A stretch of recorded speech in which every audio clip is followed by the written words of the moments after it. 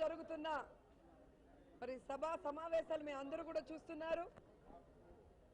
ఇది అసెంబ్లీ లాగా లేదు, ఎన్టీఆర్ భవన్ లాగా ఉంది. చంద్రబాబు నాయుడు గారి కనుసన్నల్లో మరి సభ నడుస్తుంది.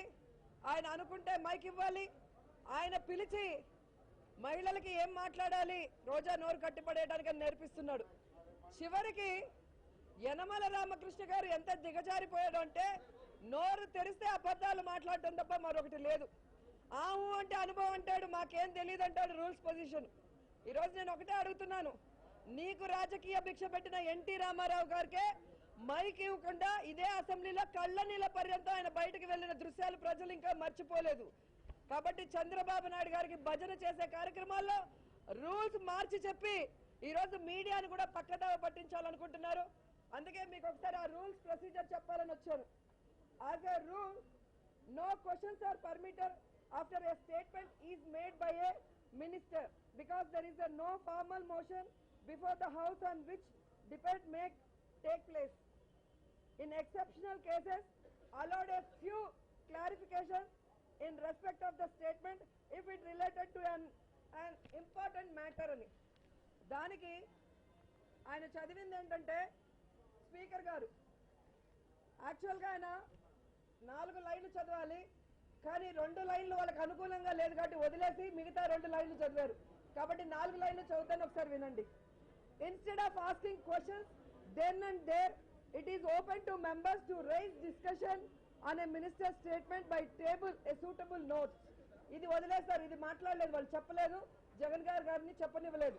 స్పీకర్ గారు చెప్పింది ఏంటంటే, when the statement is on an important matter, discussion may be allowed on the same day on which the statement is made. మేము నోటీస్ ఇచ్చి ఓకే చెప్పిన తర్వాత వాళ్ళు స్టేట్మెంట్ ఇవ్వచ్చు అని మేము అనుకొని వాళ్ళకి ఇస్తే గానీ వాళ్ళు చేయడానికి లేదు. ఎందుకంటే ఒకసారి స్టేట్మెంట్ ఇచ్చిన తర్వాత డిస్కషన్ చేయడానికి ఎలాబొరేటెడ్ గా అక్కడ అవకాశం ఉండదు, ఏదో ఒక ఫ్యూ క్లారిఫికేషన్ తప్ప. ఈ రోజు సెక్స్ రాకెట్ అనేది ఎంత పెద్ద ఇష్యూ, ఇది మహిళల గౌరవానికి సంబంధించింది, మానానికి సంబంధించింది, వాళ్ళ ప్రాణానికి సంబంధించింది, మానవ హక్కులకి సంబంధించింది. ఈరోజు ఏ విధంగా వీళ్ళు కాల్మని ముసుగులో మరి మహిళల్ని వ్యభిచార కూపంలోకి దించేసి వారి జీవితాల్ని సర్వనాశనం చేస్తున్నారో దాని గురించి డిస్కషన్ పెట్టి ఇలాంటివి ఆంధ్ర రాష్ట్రంలో మళ్లీ జరగకూడదు, ఇది ఆంధ్రప్రదేశ్కే తలదించుకునే వ్యవహారం అని చెప్పి నిన్న పొద్దున్న నుంచి గొడవ చేస్తుంటే కనీసం మా గురించి పట్టించుకోకుండా, మేము అడుగుతున్న ఇష్యూ గురించి డిస్కషన్ ఇవ్వకుండా మేము స్టేట్మెంట్ ఇస్తాం అని బుల్డోస్ చేస్తున్నారు. నేను ఒకటే అడుగుతున్నాను, ఈ సెక్స్ రాకెట్ లో చంద్రబాబు నాయుడు గారు కానీ ఆయన కొడుకు లోకేష్ గారు కానీ ఎమ్మెల్యేలు ఎమ్మెల్సీలు ఇన్వాల్వ్ అయ్యారు కాబట్టే మీరు ఇవ్వట్లేదు అనేది ప్రజలకు తెలిసిన విషయం. అది కానప్పుడు మీరు ఎందుకు డిస్కషన్కి ఇవ్వలేదని నేను అంటున్నాను. నిన్న లిస్ట్ ఆఫ్ బిజినెస్ లో ఎక్కడా కూడా అంబేద్కర్ గారి ఇష్యూ లేనే లేదు. అది ఈరోజు పేపర్లో కూడా పబ్లిష్ చేయడం జరిగింది. మొదటి వాయిదా అప్పుడు అడగలేదు, రెండో వాయిదాలో కూడా ఏం చేయాలో అర్థం కాకుండా ఈ సెక్స్ రాకెట్ కాల్ మనీని డైవర్ట్ చేయడం కోసం బయట అయితే రాష్ట్రం మొత్తం దాడులు చేసి కన్ఫ్యూజన్ క్రియేట్ చేసి అంతా కూడా ఒకటే అన్నట్టు ప్రజల్ని నమ్మించాలన్న ప్రయత్నం చేశారు. కానీ అసెంబ్లీలో అన్ని నిజాలు బయటపడతాయన్న భయంతో వాళ్ళు ఏ విధంగా నిన్నటి నుంచి తప్పించుకుంటూ అంబేద్కర్ గారిని తెర మీదకి తీసుకొచ్చారో మీ అందరూ కూడా చూశారు. అంబేద్కర్ గారు కులాలకి మతాలకి అతీతంగా అందరికీ కూడా న్యాయం చేయాలని రాజ్యాంగాన్ని రూపొందిస్తే ఆయన జన్మదినం రోజు కానీ ఆయన మరణించిన రోజు కానీ ఆయన రాజ్యాంగాన్ని రచించిన రోజు కానీ ఏ రోజు కూడా వాళ్ళు వేడుకలు చేయకుండా ఈ రోజు ఈ సెక్స్ రాకెట్ నుంచి తప్పించుకోవడం కోసం రెండవ వాయిదా తరువాత నిన్న మధ్యాహ్నం మరి ఇది తెర మీదకి తీసుకొచ్చారు. పోనీ వాళ్ళు ఏమైనా అంబేద్కర్ గారి గురించి ఏం మాట్లాడారో మీరు చూశారు. చంద్రబాబు నాయుడు గారిని పొగట్టం, జగన్ గారిని తిట్టడం తప్ప అంబేద్కర్ గారు ఈ రాష్ట్రానికి ఈ దేశానికి దళితులకి పేదవాళ్ళకి బడుగు బలహీన వర్గాలకి ఏం చేశాడు, రాజ్యాంగంలో ఏ విధంగా మరి ఆయన చక్కగా రూపొందించారనేది ఎక్కడ కూడా మాట్లాడలేదు. ఈ రోజు రాజ్యాంగాన్ని గౌరవించని చంద్రబాబు నాయుడు, రాజ్యానికి తూట్లు పడితే చంద్రబాబు నాయుడు గారు అంబేద్కర్ గారి గురించి మాట్లాడుతుంటే చాలా హాస్యాస్పదంగా ఉంది. గుడిలోకి వెళ్ళినంత మాత్రాన మసీదులోకి వెళ్ళినంత మాత్రాన, చర్చిలోకి వెళ్ళినంత మాత్రాన దొంగ దొంగ కాకుండా పోడు. అంబేద్కర్ గారు చర్చి లాంటి వాళ్ళు, అంబేద్కర్ గారు మసీదు లాంటి వాళ్ళు, అంబేద్కర్ గారు గుడి లాంటి వాళ్ళు. అంత గొప్ప వ్యక్తి గురించి మాట్లాడినంత మాత్రాన చంద్రబాబు నాయుడు మంచోడైపోడు. ఒక నాయకుడు అనేవాడు ప్రజల మంచి కోరాలే కానీ ప్రజల్ని ఏడిపించే విధంగా ఉండకూడదు. చంద్రబాబు నాయుడు గారు ఎప్పుడైతే ముఖ్యమంత్రిగా అడుగుపెట్టాడో కరువు, ఆ తర్వాత తుఫాన్లతో అల్లల్లాడిపోయాం. ఇప్పుడు ఇసుక మాఫియా, ల్యాండ్ మాఫియా, కల్తీ మద్యం మాఫియా, ఇప్పుడు చూస్తే మహిళల జీవితాన్ని సర్వనాశనం చేసే విధంగా సెక్స్ రాకెట్ మాఫియా. ఒక ముఖ్యమంత్రి గారు, పోలీస్ ఉన్నతాధికారులు విజయవాడలో ఉండగానే ఇన్ని జరుగుతున్నాయి అంటే ఈ ప్రభుత్వం వైఫల్యం చెందలేదా? ఇంకా కూడా ముఖ్యమంత్రిగా కొనసాగడానికి ఈయనకు అర్హత ఉందా అని నేను అడుగుతున్నాను. ఈరోజు నిందితులతో ఆయన కొడుకు సన్నిహితంగా ఉన్న వాళ్ళందరినీ కూడా పెంచి పోషించి తప్పు చేసిన వాళ్ళని అరెస్ట్ చేయకుండా తప్పించడం కోసం ఈరోజు రాష్ట్ర వ్యాప్తంగా దాడులు చేసి వాళ్ళని పక్కకి మళ్లించాలి అన్న ప్రయత్నం చేస్తుంటే, మహిళలకి న్యాయం చేయాలని మేము పోరాడుతుంటే ఈరోజు దమ్ము లేక, ధైర్యం లేక ఈరోజు ఒక మహిళని పిలిచి, అనిత అనే మహిళని ఈరోజు ఒక కులాన్ని అడ్డు పెట్టుకొని అంబేద్కర్ గారిని అవమానించే విధంగా ఆవిడతో నన్ను తిట్టిస్తున్నాడు. నేను ఒకటే అడుగుతున్నాను, తెలుగుదేశం పార్టీలో ఉన్న మహిళా మంత్రులకి, ఎమ్మెల్యేలకి చీము నెత్తులు లేదా అని నేను అడుగుతున్నాను. అంగన్వాడీ వాళ్ళని బట్టలు చిరిగిపోయి రక్తం వచ్చేలాగా, స్పృహ కోల్పోయేలాగా, నడుములు ఊడిపోయేలాగా వేళ్లకు పిన్నులతో గుచ్చుతూ వాళ్ళని మగ పోలీసులతో కొట్టిస్తుంటే ఈ ఎమ్మెల్యేలు, మహిళా ఎమ్మెల్యేలకి, మహిళా మంత్రులకి సిగ్గు లేదా అని నేను అడుగుతున్నాను. ఏదైతే ఈరోజు మాట్లాడుతుందో పీతల సుజాత ఏం మాట్లాడుతుంది? అంబేద్కర్ గారికి ఆశయాలకి అనుగుణంగా చంద్రబాబు నాయుడు గారు పాలిస్తున్నారంట. ఒక ఎంఆర్ఓ, నువ్వు మంత్రిగా ఉన్న మైనింగ్ లో ఒక ఎంఆర్ఓ ఒక అవినీతిని అరికడితే ఆమెను మీ శాసనసభ్యుడు చింతమనేని ప్రభాకర్ కొడితే అది ఎంఆర్ఓ తప్పని కేబినెట్ లో నిర్ణయం తీసుకుంటే ఈ మహిళా మంత్రులు గాడిదలు కాస్తున్నారా? మహిళలకు అన్యాయం జరుగుతుంటే ఎందుకు నోరు మెదపలేదని నేను అడుగుతున్నాను. ఈ రోజు అనిత గారు నేను అడుగుతున్నాను, ఈ రోజు చంద్రబాబు నాయుడు గారు మిమ్మల్ని అడ్డం పెట్టుకొని మమ్మల్ని రౌడీలు అంటున్నారే, మేము అడిగింది ఏంటి? మహిళల్ని, అమాయకుల్ని, పేదవాళ్ళని, దళితుల్ని, బీసీల్ని వాళ్ళకి అప్పులు ఇచ్చిన ముసుగులో వాళ్ళని వ్యభిచారాల్లోకి దించుతుంటే న్యాయం చేయండి అమ్మా అని మేము అడుగుతుంటే వాళ్ళు మాట్లాడిన మాటలు మహిళలు సిగ్గుతో తలంచుకోవాల్సిన విషయం. ఈ రోజు మహిళల గురించి మేము మాట్లాడుతూ పోరాడుతూ ఉంటే స్పీకర్ గారితో చంద్రబాబు నాయుడు గారు అంటారు, ఈ సభలో అల్లరి చూస్తుంటే తల దించుకోవాలి అంట. చంద్రబాబు నాయుడు చేసిన ఓటు నోటు కేసు గాని, ఇసుక మాఫియా గాని, ఈరోజు సెక్స్ రాకెట్ గాని, ఇవన్నీ చూస్తే తల ఎక్కడ పట్టుకోవాలో చంద్రబాబు నాయుడు గారు ఈరోజు అందరికీ చెప్పాలి. ఈ రాష్ట్ర పరువు సర్వనాశనం చేస్తున్న చంద్రబాబు నాయుడు ఇంకా ముఖ్యమంత్రిగా కొనసాగే అర్హత లేదు.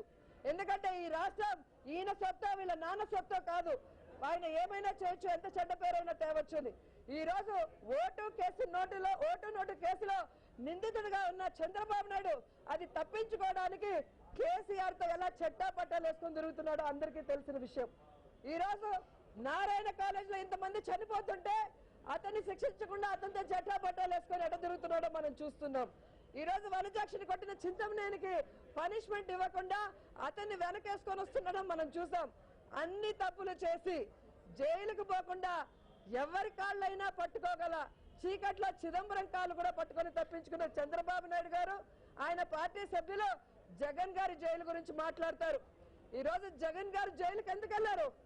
కాంగ్రెస్ పార్టీ పడిపోకుండా నువ్వు విప్పు జారీ చేసి ఆ పార్టీని నిలబెట్టి నువ్వు కేసుల్లో ఇరుక్కోకుండా బయటపడడం కోసం జగన్ గారి మీద ఈ రోజు ఎర్రంనాయుడు గారి, శంకర్రావు గారు పెట్టిన పొలిటికల్ కేసులు అవి.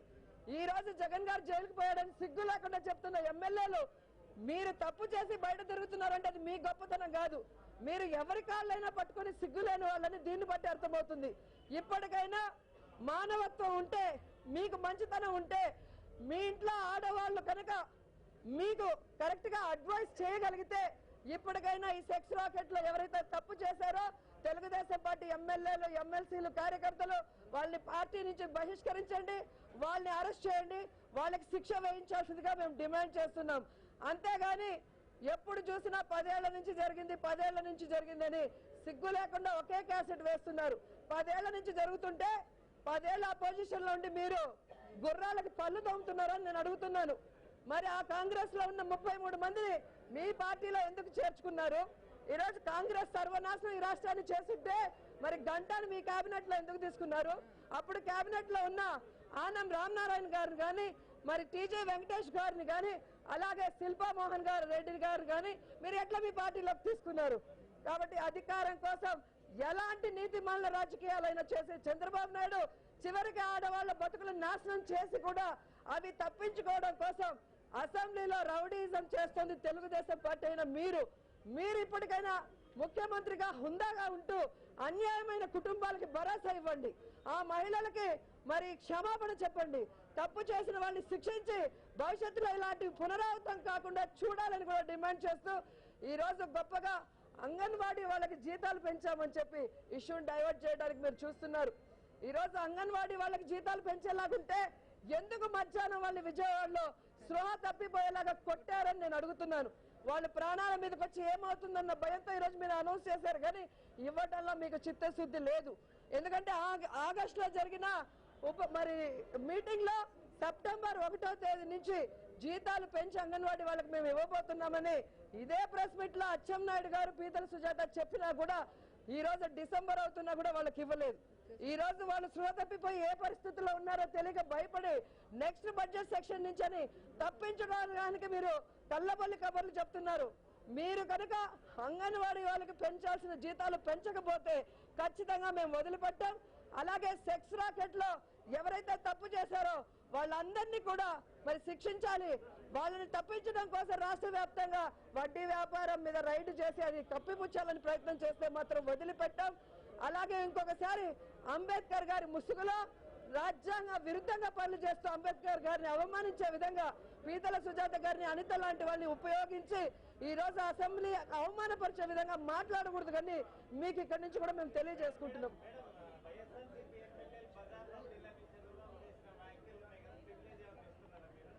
మనం ప్రివిలేజ్ ఇచ్చినా కూడా వాళ్ళు తీసుకోరండి. ఎందుకంటే మీరందరూ చూసారు ఇదే అసెంబ్లీలో ఎమ్మెల్యేలందరినీ పాతి పెడతాను అని బోండా గారంటే మేము ప్రివిలేజ్ మోషన్ ఇచ్చాం. ఇంతవరకు దాన్ని మూవ్ చేయలేదు వాళ్ళు. అలాగే బుచ్చయ్య చౌదరి గారు ఒక మహిళని కూడా చూడకుండా నా గురించి మాట్లాడినప్పుడు ఆయన మీద ప్రివిలేజ్ మోషన్ ఇచ్చాం. దాని గురించి కూడా స్పీకర్ పట్టించుకోడు, ఎందుకంటే అపోజిషన్ పార్టీ. అలాగే కాలువ శ్రీనివాస్ గారు జగన్ గారు చదవని స్కూల్లో జగన్ గారు దొంగతనం చేశారని ఏ విధంగా ఆయన అవమానపరిచారో మనం చూసాం. దాని మీద ప్రివిలేజ్ మోషన్ ఇస్తే ఇంతవరకు కూడా తీసుకోలేదు. ఇలా ఎన్నోసార్లు అసెంబ్లీలో అసభ్య పదజాలం వాడిన తెలుగుదేశం పార్టీ నాయకులు మాత్రం ఏమీ అన్నారు. వాళ్ళు మా పేరు పెట్టి మమ్మల్ని తిట్టినా కూడా మాకు సమాధానం చెప్పే అవకాశం కూడా ఈ రోజు కూడా ఇవ్వకపోవడం మీరు చూస్తున్నారు. ఇది ఎన్టీఆర్ భవన్ లాగా ఉంది తప్ప ఇది అసెంబ్లీ.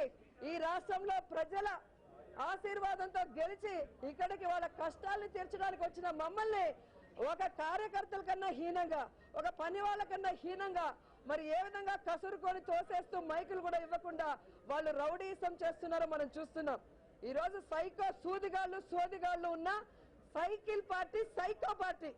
వీళ్ళు రౌడీలు, వీళ్ళు గుండాలు కాబట్టి వీళ్ళు ఎంఆర్ వాళ్ళని కొడతారు, అలాగే సర్పంచులను కొడతారు, పోలీసులను కొడతారు, అలాగే ఆడవాళ్ళని వ్యభిచార వృత్తిలోకి దించుతారు.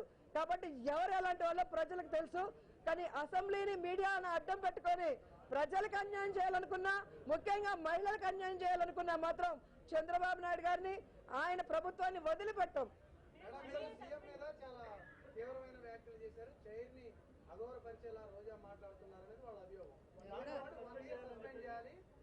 అదే అంటున్నానండి, నేను చంద్రబాబు నాయుడు గారితో ఫైట్ చేసింది ఒకటే ఒకటి. అక్కడ అసెంబ్లీలో మైకులన్నీ కూడా మా కోసం స్పెషల్ గా పెట్టారు, అవి మాకు కూడా తెలుసు.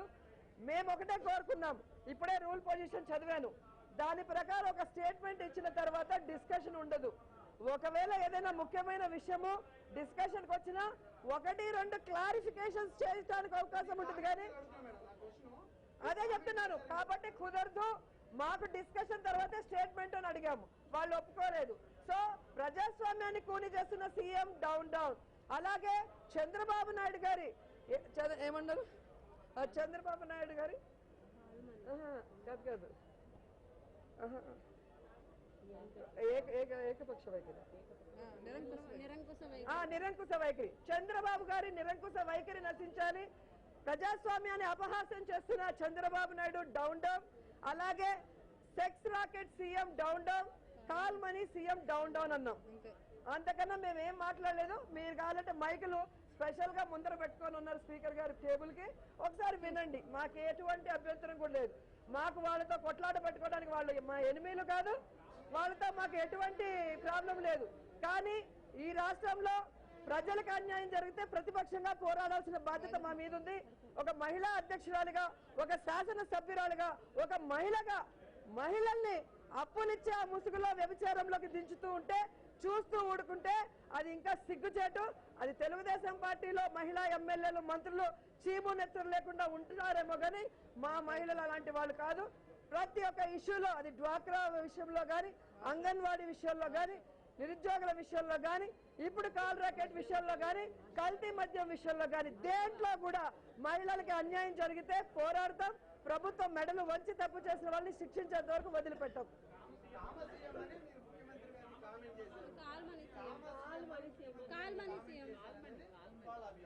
వాళ్ళు చాలా చెప్తారండి, చాలా చెప్తారు. చెప్పే వాటికని చంద్రబాబు నాయుడు గారు నేను అంటున్నా, నాకు భయం లేదు. నేను తప్పు చేస్తే తప్పు చేశానని చెప్తాను కానీ మిగతా లాగా అబ్బా నాకు ఆ పదం పలకటమే చేత కాదు, అబ్బా ఈ పదం నాకు పలకటమే చేత కాదని నేను ఎప్పుడు చెప్పలేదు. అలా మాట్లాడిన వాళ్ళు మీరు చూశారు. వాళ్ళని ఎవరు మాట్లాడిచ్చారు, ఎందుకు మాట్లాడిచ్చారో మీరు తెలుసుకోవాల్సిన అవసరం ఉంది.